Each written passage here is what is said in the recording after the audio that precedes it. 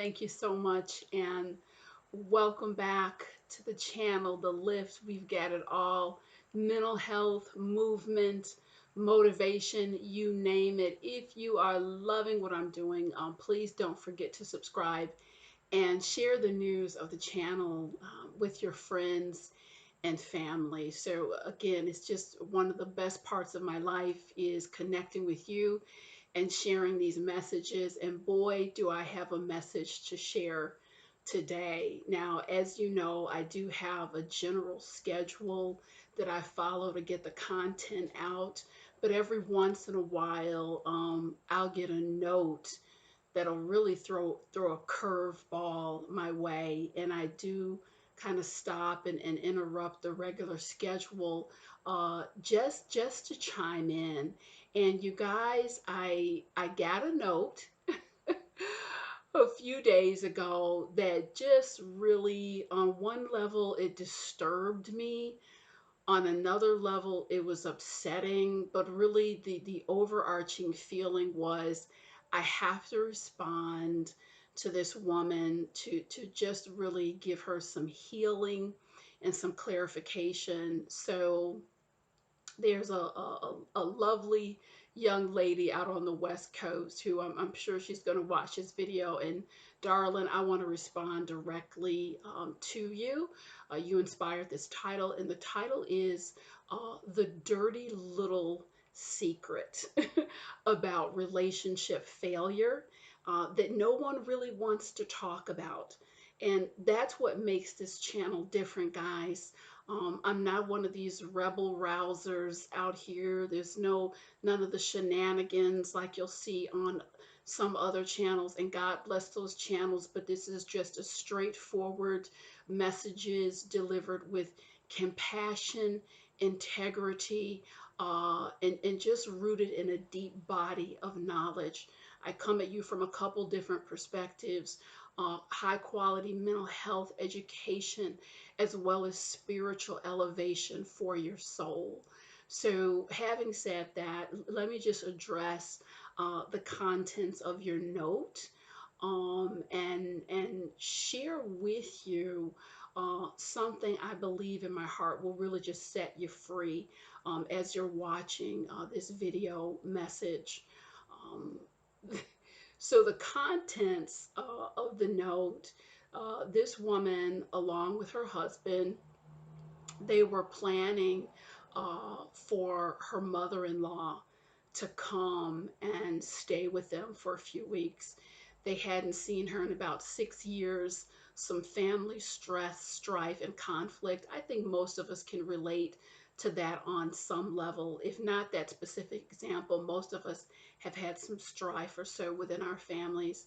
And she laid out in the note the preparation, spending weeks getting the house prepared, new linens, fully stocked fridge, prepared the children for this, and just really wanting this reunion to go well.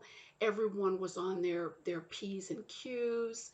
And I have to say, sometimes people do send me photos with their notes. I will even say for myself that everything um, was just gorgeous, exceptional.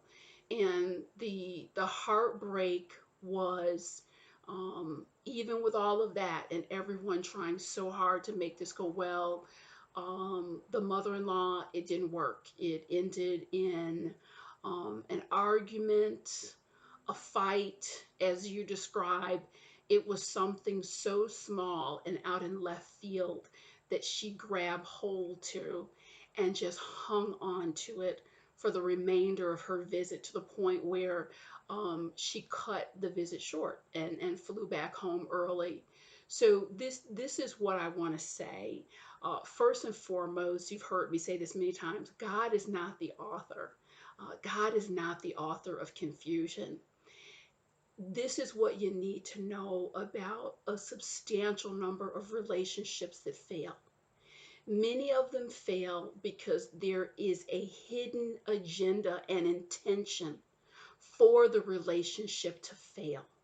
There is a hidden agenda and intention to hold on to the hate, the animosity, and not heal.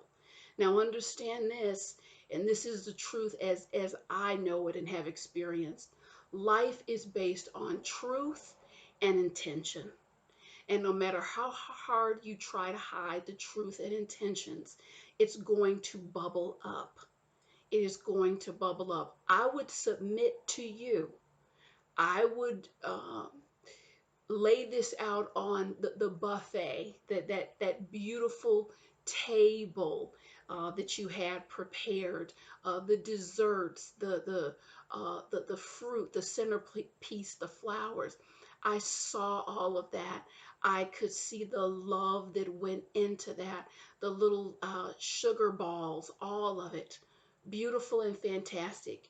You could have had Martha Stewart to come in and cater this situation. It had nothing to do with the linens, the table, the children, the picking her up from the airport, the waiting on her hand and foot. Do you know why it didn't work?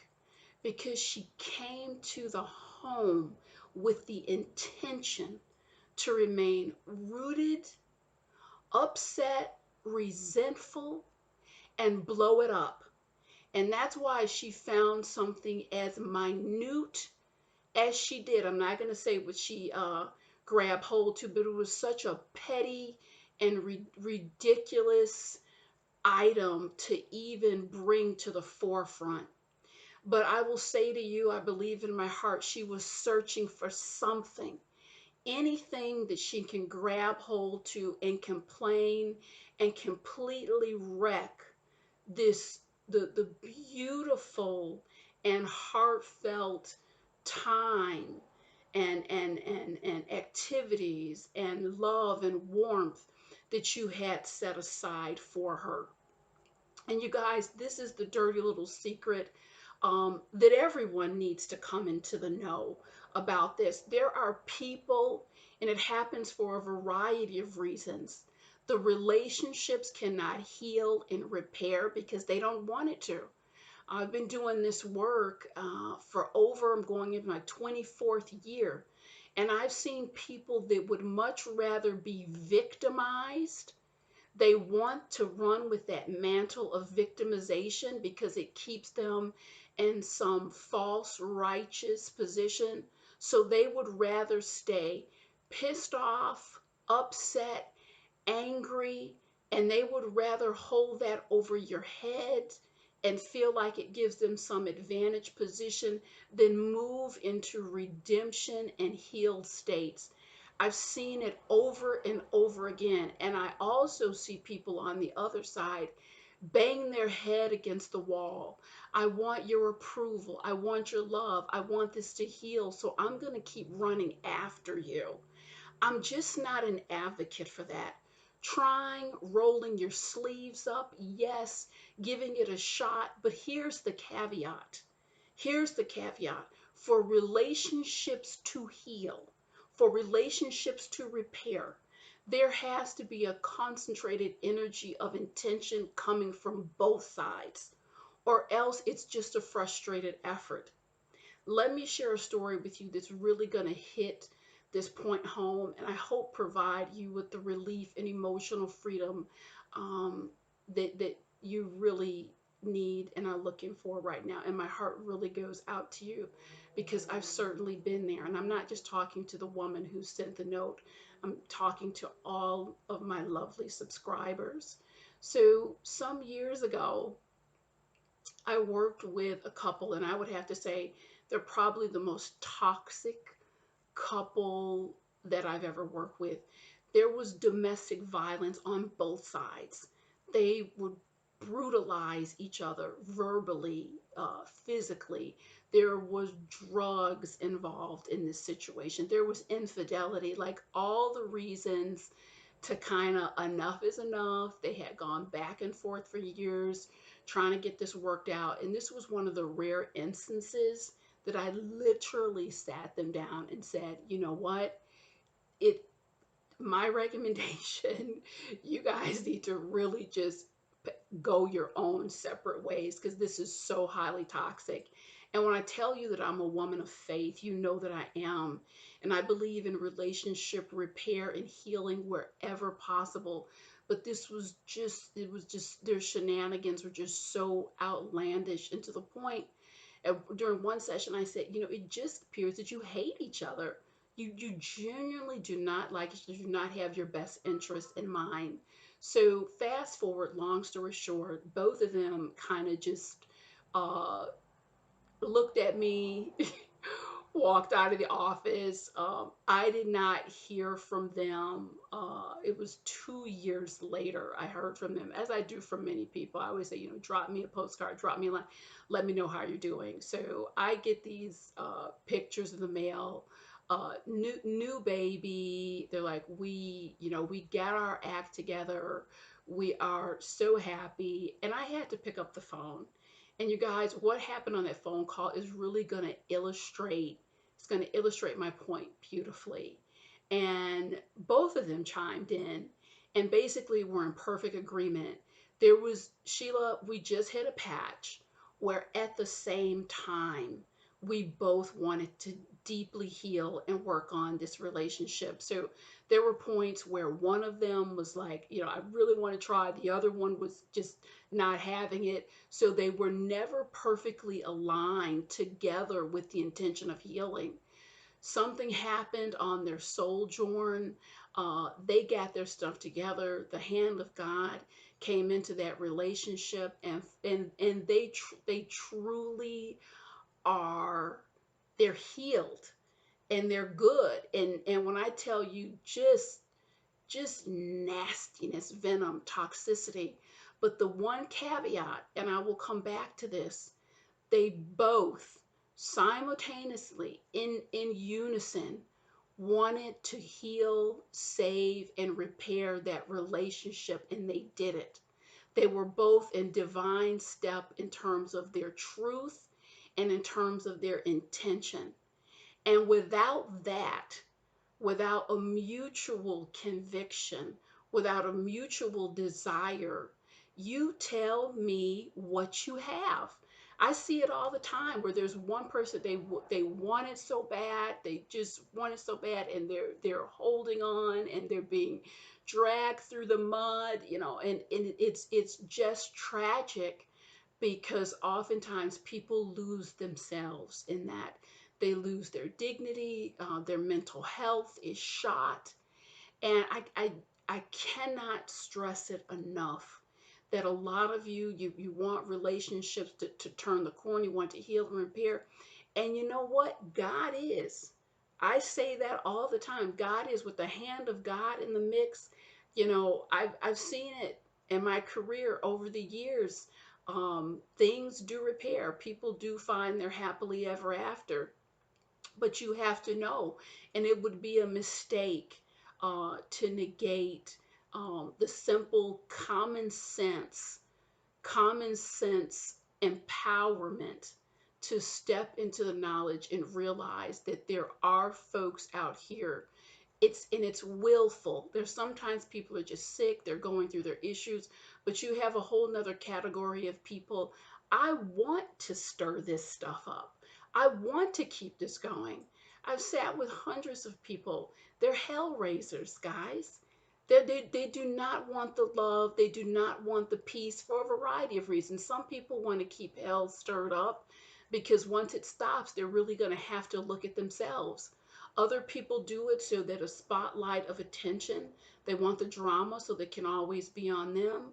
And other people do it because, wow, if the relationships heal and it repairs, wow, I can no longer sit here and throw daggers. I can no longer blame other people for, the woe is me. I have to finally take responsibility and look at my life. So people engage in this stuff for a variety of different reasons. But the cautionary tale here is, stop handing over your power. And if it looks like a duck, if it walks like a duck, quacks like a duck, you guys, it's a duck. if you rolled up your sleeves, made yourself available, if you are the proverbial building with that sign flashing, I'm open, I'm available for healing and repair, and the customer is not coming in or knocking at your door, I'm here to tell you, set yourself free emotionally. Set yourself free. No one should have the power and authority to hold you in that kind of bondage. It's a certain kind of manipulation. It's a nuanced kind of manipulation that keeps people wrecked and destroyed for their entire lives. And what I say to you here, I'm not talking about a matter of intelligence and intellect. That's a separate area. I'm talking about what goes on in the heart, what goes on in the soul. This stuff is not rocket science. This is all the inner workings of the heart, the soul, and the spirit. And if someone is not inclined for love, for forgiveness, for healing, and you're sitting here doing backflips, it doesn't matter, darling.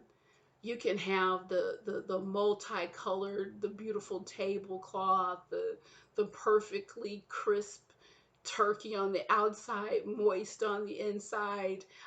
It just doesn't matter because they walk through the door with the intention to raise hell and to hate. So, I really hope the bottom line of the message uh, got through to you, and you will go on and experience some joy and emotional healing. As for your mother in law, I sense that there's something separate, some separate issues she's going to need to work out. And you've intertwined it and you've taken on her issues and problems and made it your own. I know you want that relationship for your children. I know you want the nice, neat, tidy bow. I get it. That's just not how life works.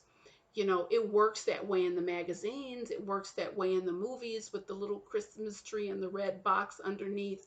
But in real life, things can be messy. Sometimes things are resolved, sometimes they are not. It does not take away your ability to have a joyful life, a peaceful life, particularly if you know in your heart that you've done what you can and you've done all you can. Then you simply take the position, I'm here. I'm here, but I cannot continue to suffer and climb and scrape and jump and kick and all of this stuff. But I'm here. If you come with an open heart and you come with the intention to love and to be loved and to heal, I will sit with you.